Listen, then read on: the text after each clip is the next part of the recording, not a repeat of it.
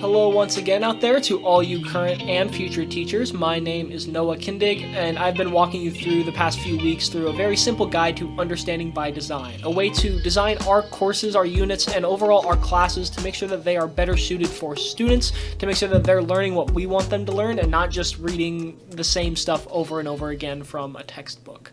Today we're going to be covering Stage 3, which is planning our learning experiences.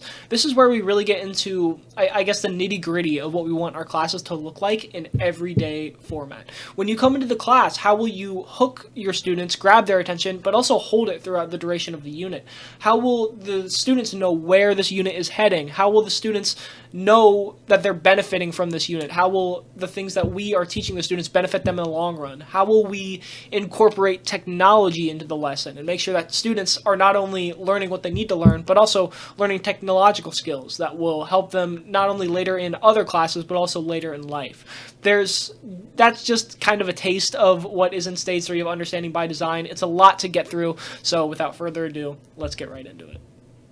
As I said before, today we're covering Stage 3, which is planning our learning experiences. And the format that we want to use for these learning experiences is something that we call a where-to learning plan.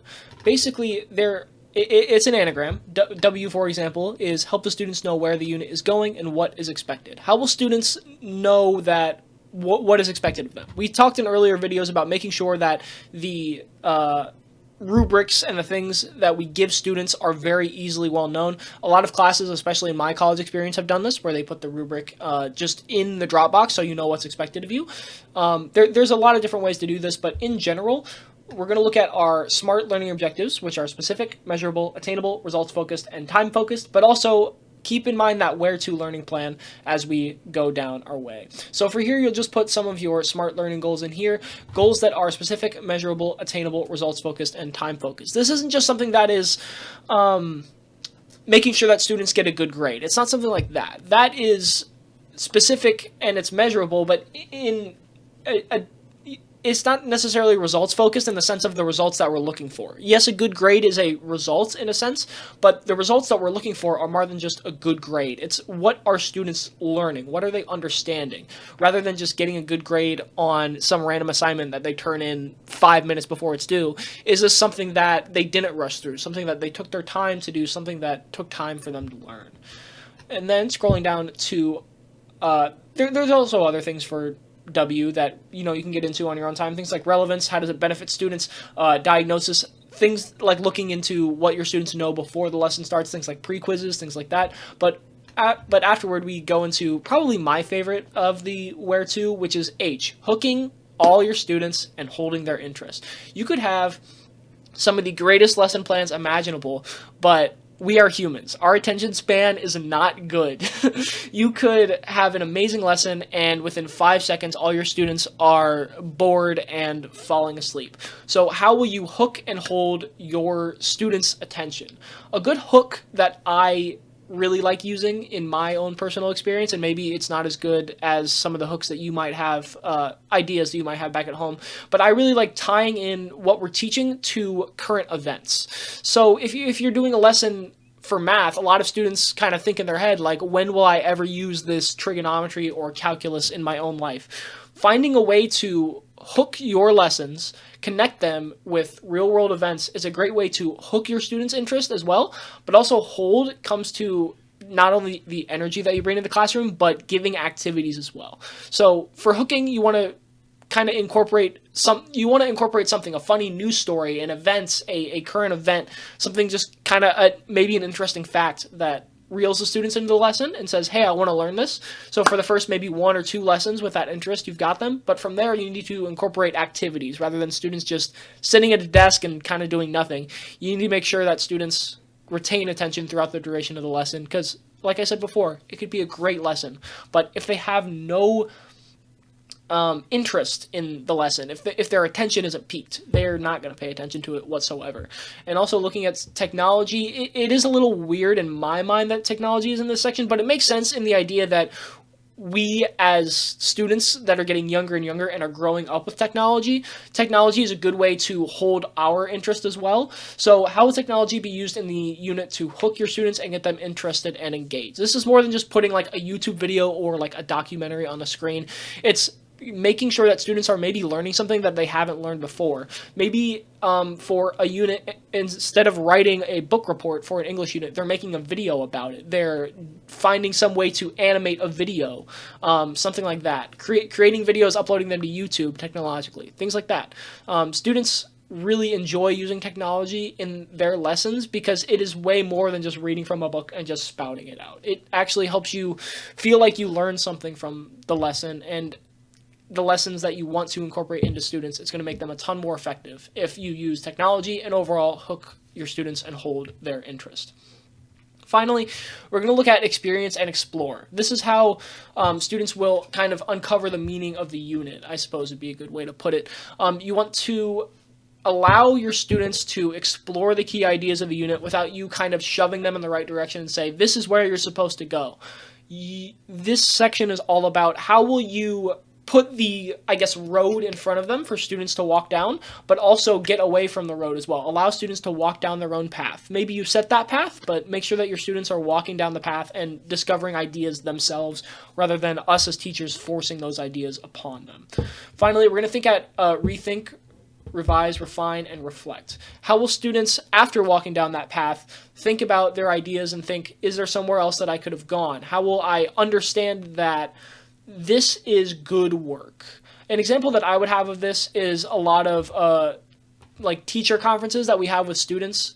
In the English course that I am taking, the teacher had us write an essay, and when we are kind of not sure whether our essay is going in the right direction, she will schedule a student-professor conference with us, and we'll sit down, and the professor does a really nice job of not saying, like, oh, you need to reword this, you need to, like, this is a grammar mistake, this is a spelling mistake. That's not what those conferences are about. The conferences are about discussing the paper as a whole, and maybe this idea could be elaborated on a little bit more. This paragraph could be a little longer. If there's a little more details that's missing here, I'm kind of getting lost as a reader.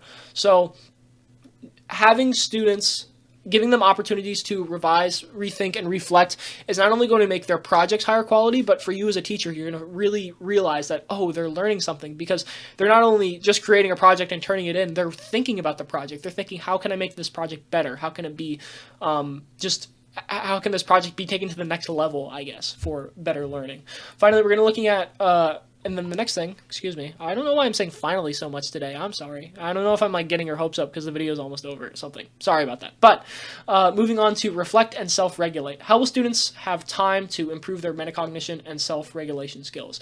That is one of the things that kind of the student and professor conferences do well, but also allowing students to, on their own, really, is what self-regulation is all about. Allowing students on their own to really look through whatever they're making and think, is it good enough? Maybe setting guidelines for, like we talked about it a little bit earlier in, where to, making sure that your students have those rubrics in front of them, have what they're going to be graded against in front of them, and allowing them to self-regulate, okay, does my project actually fit up to these standards?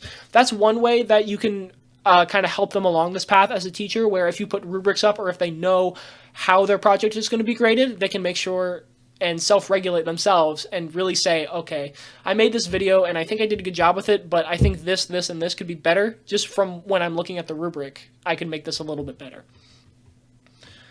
And then we are moving to the E in where to evaluate. Allow students to get formative feedback to improve their work. These are things like first drafts, second drafts, third drafts, ideas like that, where you're making something and then you send it into a professor, or maybe you give it to a peer or another thing, and it can be reviewed. The big thing of this step is making sure that students kind of go outside of themselves for feedback, is a good way to put it, I think. That there is self-regulation as well, saying, you know, is this my best work? Could I do better? And then its evaluation is sending it to somebody else to kind of give it back to you to see where the holes are and maybe things that they could fix that the students didn't really think about. Moving to the T, it needs to be tailored or personalized to the different needs, interests, and abilities of learners. Us as teachers, there's a lot of different ways to tailor your lesson to differentiate learning. There are students that are always at different levels than others. There are students that have different ability levels and things like that. So think about your lessons and how maybe it might just be the different needs, interests, and abilities of learners. It might be the level of learners as well. Is the lesson that you're trying to make, or the unit that you're trying to make, could it be taught at an elementary level, but also could it be taught at even like a college undergraduate level, or whatever levels you think this lesson could be taught at? How do you make the lesson available to all those different learners? And finally, I'm actually saying finally for the correct point this time, but organize using technology. How will your unit be organized to develop a technologically advanced learning environment? The idea of all the units that we're trying to create, especially in the UbD template, is we want to incorporate technology because technology is the future. There's no way that we're going back from the technology advances that we're making. There's no way we're going back. So how will the lessons that you're making not only teach your students something about the specific subject that you're trying to teach them, but how will technology be incorporated into the lesson? How will this unit be organized so that the learners are the center of it? An idea of a non-learner centered strategy would be just giving them an exam that is like, I forget what they're called, but the sheets that you fill out, A, B, C, D, and multiple choice, and you just put them, Scantrons, where you just put them into a machine and you get a grade right back. That is not a learner-centered strategy. A learner-centered strategy is maybe it takes you longer as a teacher to grade assignments, but overall your students will be better for it. How will these be authentic? How will the lessons that you're actually teaching your students come to fruition in everyday life? Will they actually help your students, or are they just there like as a feel-good thing?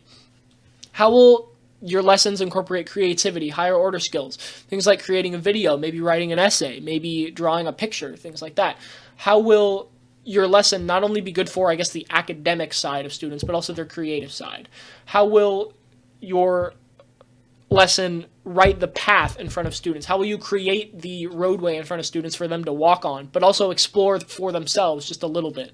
How will we use technology to analyze data and things like that? And finally, that is where to in UbD Stage 3, but there are a ton, and I mean a ton of resources out there if you are still confused about the UbD template, so please use any of these down here.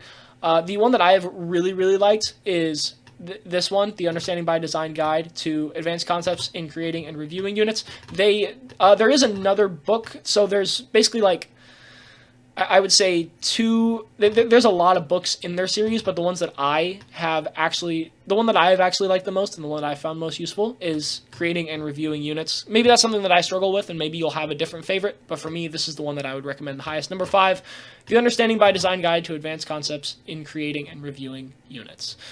But that is all for UbD Stage 3.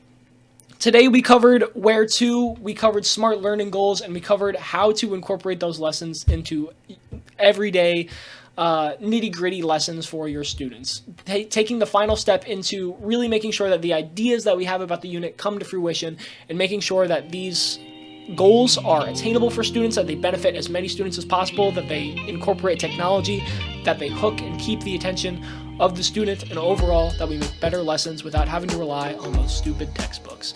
Thank you for taking this journey with me through UbD, and if I make another video, I'll see you next time.